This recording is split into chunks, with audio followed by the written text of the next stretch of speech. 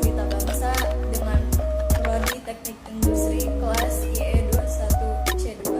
Di sini saya ingin membuat video untuk tugas Pancasila, yaitu yang berjudul Gaya Hidup Konsumtif Akibat Majunya Perekonomian Indonesia Semakin Menyisihkan Orang Miskin.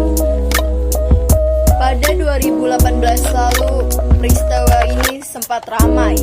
Yang dialami yaitu Adelia Shaun, seorang buruh imigran asal Nusa Tenggara Timur (NTT), menjadi kisah pilu bagi Indonesia.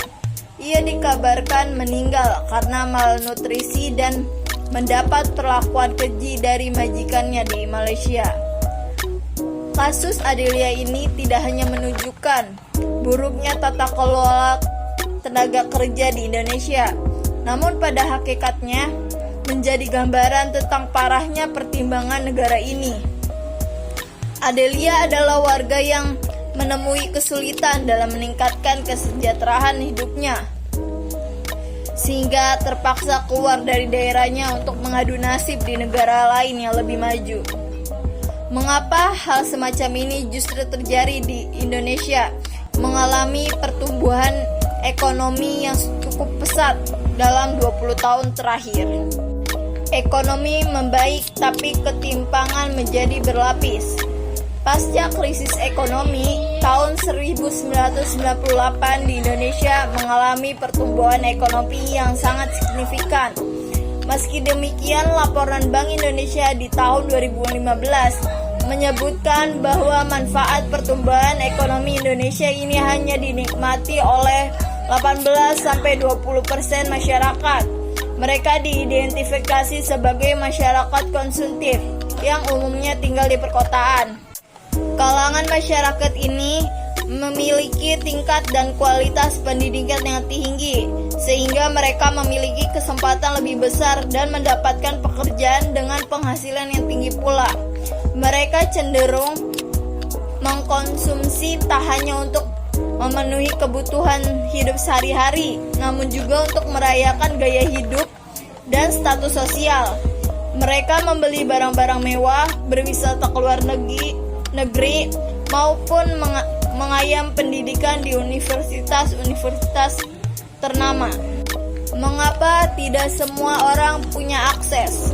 Kesulitan akses terhadap sumber daya dan peluang ekonomi bisa disebabkan oleh banyak faktor. Salah satu faktor yang disebutkan dalam laporan Bank Indonesia yang disinggung di atas adalah kondisi awal individu pada saat dilahirkan. Banyak masyarakat Indonesia yang lahir dengan kondisi keluarga yang miskin, tinggal di daerah pelosok yang jauh dari layanan dasar seperti sekolah, rumah sakit, perlindungan sosial, dan sebagainya. Dampak diskutif. Kecenderungan ini membuat mereka rentan terhadap manipulasi, sekaligus melemahkan mereka dalam merespon perlakuan diskriminatif yang mereka terima dari orang lain. Hal ini persis seperti yang dialami oleh Adelia di atas. Terselisihannya anggota masyarakat tertentu dari kegiatan sosial dan ekonomi membuat mereka, khususnya anak-anak dan perempuan, menjadi rentan. Mereka menjadi mudah dimanipulasi oleh pihak-pihak yang tidak bertanggung jawab. Karena itu, mengingat ambisi Indonesia untuk menjadi salah satu kekuatan ekonomi di dunia di tahun 2030, maka pertimbangan berlapis ini perlu dipetakan dan diminimalisir, mulai dari bentuknya yang paling ekstrim, menciptakan lapangan kerja bagi masyarakat miskin, membangun inspektur daerah-daerah terpencil, dan memperluas akses pelayanan publik bagi masyarakat yang tinggal di pelosok adalah langkah-langkah awal yang bisa ditempuh. Apa yang perlu dilakukan? Hal ini juga melanggar ideologi Pancasila dalam sila-sila Pancasila, yaitu yang kelima, berbunyi keadilan sosial bagi seluruh rakyat Indonesia, yaitu dengan tidak meratanya kesejahteraan di Indonesia, khususnya masyarakat yang tinggal di pelosok. Maka dari itu pemerintah harus adil dengan masyarakat dan memenuhi hak-hak masyarakat Indonesia. Baik, segitu saja penjelasan dari video